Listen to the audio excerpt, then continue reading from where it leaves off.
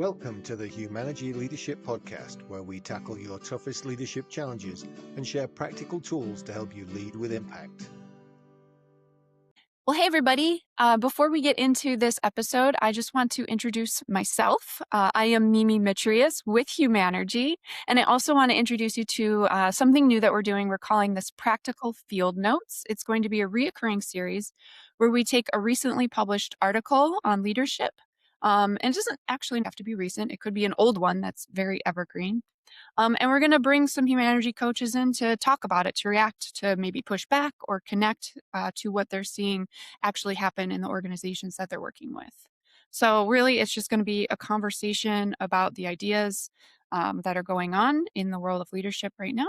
And this was a good place to start. So I'm going to give a little origin story to how this article came across our desks. Couple of months ago, I was working on one of our free leadership workshops, which if you haven't signed up for those, you should. I was working on a presentation and it centered one of our frameworks, the 4 choices, around how to use that as a practical tool when working with AI. And I was about 90% done with the presentation and about 2 days out from delivering. And then this article popped up in my LinkedIn feed. And I had kind of a sinking moment of, oh my gosh, after I read it, because it was a really great article.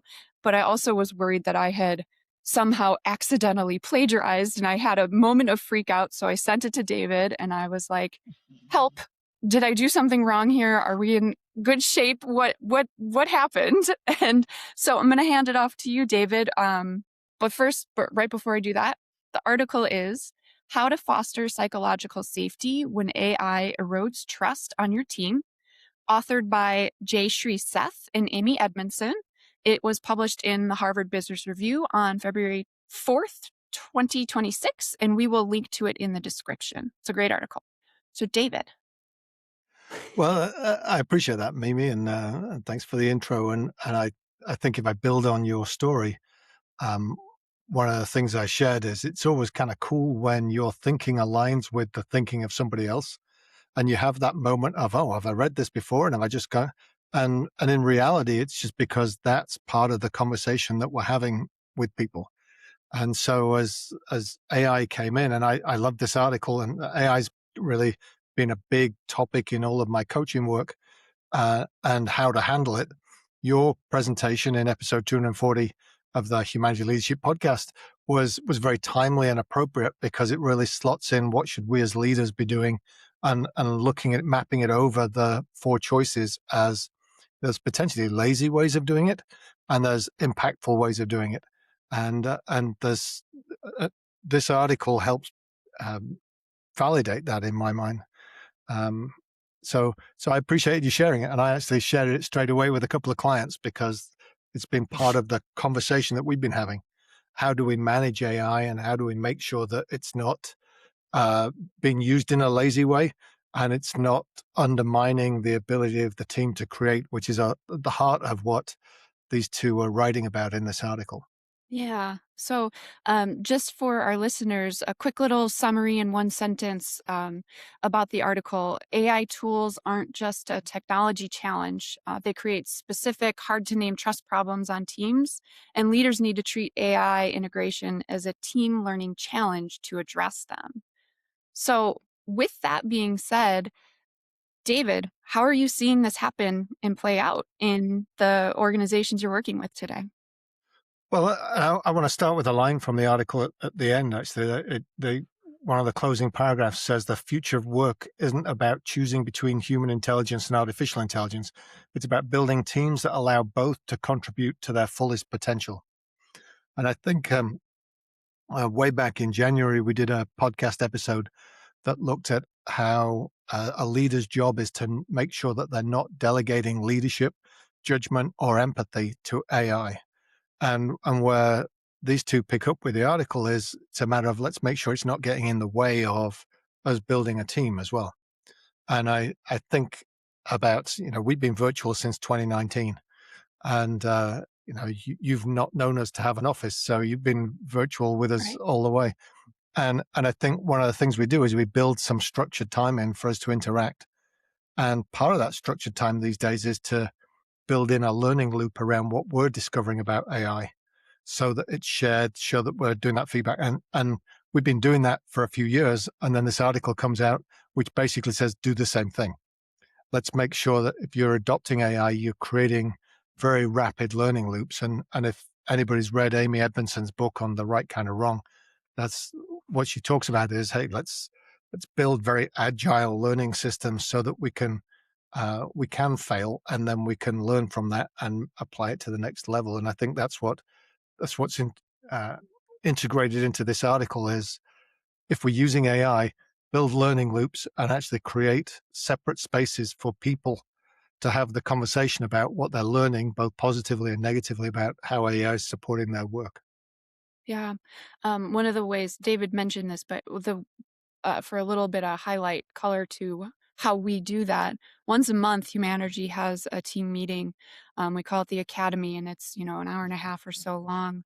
And the first agenda item on that meeting is AI, where we all come together and we share what we've been learning and what mistakes we have maybe seen come through, or like, oh, this was an oh crap moment when I used it and this spit out the wrong kind of information.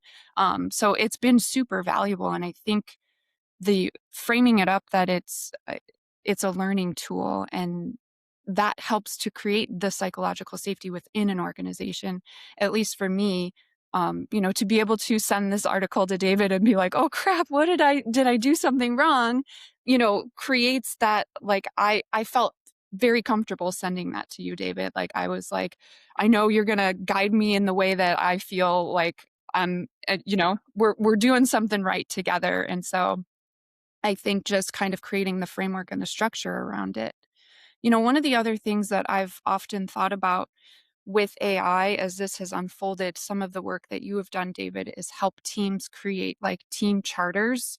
And so I'm wondering if you could see like an AI team charter, or how that might play out in an organization, or some kind of structured framework around that might help create this psychological safety and bring it from theory into practice. I think that's a good idea because it's going to become more of that conversation as we build the team charter using the What Great Teams Do Great model, and people are overlaying AI on top of that. And I think again, if you use the article and you build in rapid learning cycles and places for humans to interact around what they're learning from it, then that should be a natural part of it. But what you said about you not fearing bringing this issue up tells me that we've been relatively successful in creating a culture where mistakes are actually rewarded in some ways. If you identify a mistake, then let's get that out there and reward it and recognize it. Great, well done. Mhm. Where it becomes a problem is when we either cover up that mistake or we repeatedly make it. And I think that's where I go back to the article that's saying, okay, we're learning because this is a rapid learning time and a rapid learning process. Let's make sure that we're tracking that and we're not repeating those mistakes, and we're sharing the learning in a way that's allowing us to get the most out of both the human and the artificial side. And one example came to mind recently. I was working on a tool of ours that I was just trying to evolve into its next generation, and it turned out that I'd kind of run out of page on the one slide. And so I was squeezing it in. And then in Google, which is the suite that we use, it keeps teasing you with that button at the bottom that says beautify this slide. And I thought, okay, I'll beautify the slide and see if Google can do a better job of getting it all on one page. And the first time I did it, it eliminated a bunch of things. And it was like, okay, so then you have to go back and say, don't eliminate anything. And the second time I thought, oh, that's perfect. It's beautiful. It's really tight. It fits. And then I noticed something, and it's unusual for me because I'm not Mr. Detail, but there was a typo. And so immediately my thought was, oh, shoot, I must have typed that wrong, and that's unusual. And I went back to the original and there was no typo. And it's like, oh. And I think what this article is talking about is now I've got questions about how I trust AI. And so that's creating that judgment check that says, I'm not going to produce something and put it out there.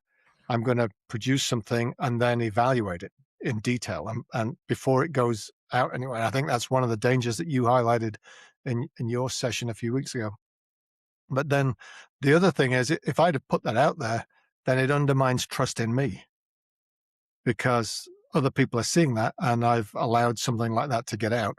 And then if the team's working on it, then we're all questioning, well, is David just throwing everything into AI and not actually applying any judgment to it? And I think that's what they're really getting at is how quickly it can erode that trust if we don't have some basic systems in place to make sure we're talking about it and we're learning from it. Yeah, I think, the idea of putting something out that AI generated that potentially had a mistake, um, it the article touches on, when people make a mistake, we can kind of chalk it up to like, "Oh, we're human, we make mistakes." And then we can kind of repair that within real time, within a group, with each other, assuming that there is already some level of psychological safety. But when we put something out with AI and we maybe don't disclose that it was AI generated, or maybe we do, and then it was also had an error within it, then the team does start to think like, well, shoot, like AI was wrong and the person who put it out there Yeah. didn't double check it. So we're like creating this weird loop of discomfort and probably extra work for everybody. Yeah, and that's what they're talking about in eroding the trust, and the psychological safety comes from the fact that we should be able to admit mistakes and move on, and we should be learning from it and sharing it so that we build even more psychological safety. And I think that's what it's another line in here that teams must operate in an environment where everyone feels able to question and challenge performance. And they add, they should also be able to do the same with AI's performance. We should be looking to question and challenge AI's performance, and that should be acceptable in the same way as it is to challenge each other's performance. And if you can create that culture, then AI will slip in seamlessly and become an asset. If you don't have that, then it has the potential to undermine the relationships and then slowly degrade the power of the team. Yeah. Yeah, so, in that presentation that I did, which David mentioned you can find for free on the, Humanergy Leadership Podcast, episode, 240, that is one of the things I talk about is, if you're familiar with the 4 choices framework, we have 4 different kinds of choices we're making on a regular basis. They can be destructive, passive, productive, or transformative, and creating psychological safety around AI is a transformative choice. And so it is usually something that has to be built into culture in order for it to feel successful and transformative. And those kinds of things happen when the conditions are right. So, David, what do you see as the right kind of conditions for creating psychological safety within an organization? Well, I go back to the article and they say, hey, let's first of all, let's talk about this. What would it look like? And you and I have been batting back and forth a little bit on what's our AI kind of governance? What's our expectations? And for example, one of the things being we don't share confidential client information with an AI unless we know and we're absolutely lock solid that that has walls around it. And so that becomes a question of how do we know that? How do we play with that? So we need to have that conversation as a team. And I think if we have the conversation up front, then it says, hey, let's set some expectation. And then if we have the rapid learning cycles that give us the chance to refine and align that conversation, then people feel like, hey, I can bring this to the team, I can bring this to colleagues, and I'm not going to be judged or seen badly for bringing this. It's just going to be part of our learning endeavor. And that the right kind of wrong by Amy Edmondson goes into that a lot deeper. But it's there's things like I was saying about getting the team to feel able to ask questions and challenge. That means you've got a level of psychological safety. If the team doesn't feel that way, then you don't. So how do you do that? It's going to take a focused effort of setting that expectation and then the way that you deal with it when it happens. So going back to your example, I would hope that we set that example up front, that we expect transparency. We expect to, if you know about something, tell us early because we can be a help then. If you tell us late, then we just end up judging you, and we don't want that. And then our response to that when you actually do it. So the first time you said, "Hey, I think I've screwed something up," or "I think this isn't quite right," the way I respond to it is what's going to generate the psychological safety. And that's going to allow you to either say, "Oh, that was good. We learned from it. We applied it. I fixed it." I might still be kicking myself for making the mistake, but I'm not. Nobody else is kicking me, and so that becomes a matter of, "Oh, I feel comfortable to be able to do that." And I would expect that we're getting to the point at Humanergy, for example, if I'm doing something wrong, somebody tells me. That don't just let me sit there just because you've been here for 26 years. I still am fallible, and that's what we want. And I think that's what I take away from the book is we've got this great, hugely powerful resource, but it lacks judgment and empathy and context sometimes. And so it's a matter of let's create the structure that allows people to play with it and learn from it and share that with each other so that it builds that same psychological safety. Yeah. I would say also from the standpoint of an employee, the more my leaders bring something to the table where they're like, "Hey, look, I screwed this up and this is what happened and this is how I dealt with it," that helps create that Mhm. safety for me to feel comfortable doing that as well. So, any leaders out there listening, if you're whether you're leading a team or a whole organization, the more you make your learning in public visible to your employees, the more you're going to help foster that culture of Yep. psychological safety. Yeah, and I had a great conversation with a leadership team that we worked with for quite a while around AI, where the CEO was pushing this idea of let's go through rapid cycles of learning. Let's try these different things. Let's understand what it's capable of. Let's play with some things. And there was some caution on the team from other places.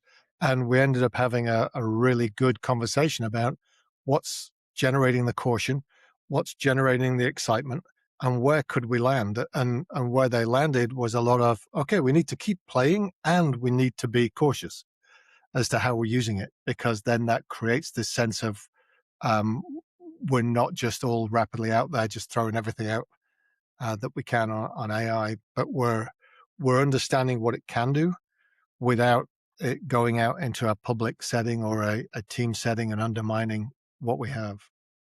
Yeah. So, for a leader who reads this article, because we hope that everyone will click the link and read it. It is behind a paywall, but HBR is gracious and they give freebies every month. So if you're out of freebies, just wait till the next month. Um, but for leaders who read this article and they think, yes, this is exactly what's happening on my team, where would you suggest that they start? But I think there's a few things that kind of come at it for me. Um, One of them is that like the conversation that we had with that leadership team, let's normalize some of the anxiety.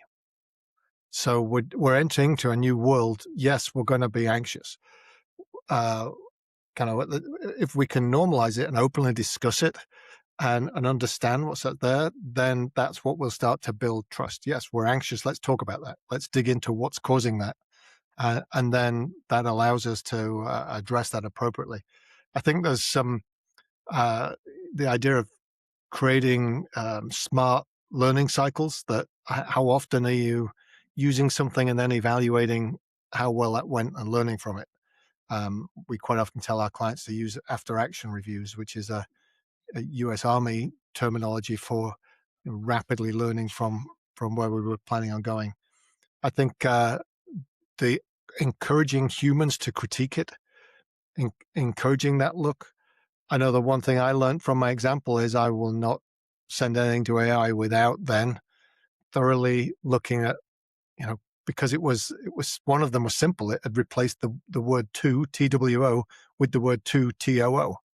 And it's like, I don't know why you did that. It doesn't make any sense. Nope. It didn't fit with what I was doing, but that's such a small thing, and yet it was potentially so impactful. Mm. Um, and then just the idea of let's maintain a focus on collaboration. So it's very easy to say, oh, well, I've got AI, I'll go collaborate with AI. I think the value of our academy sessions is we bring that back and say, this is what I've done with AI, and I'm looking for collaboration, for feedback, for what to build on what other people are doing, so that we actually have that expectation of we're stopping and talking about this. So we're not losing the human element of synergy. Yeah.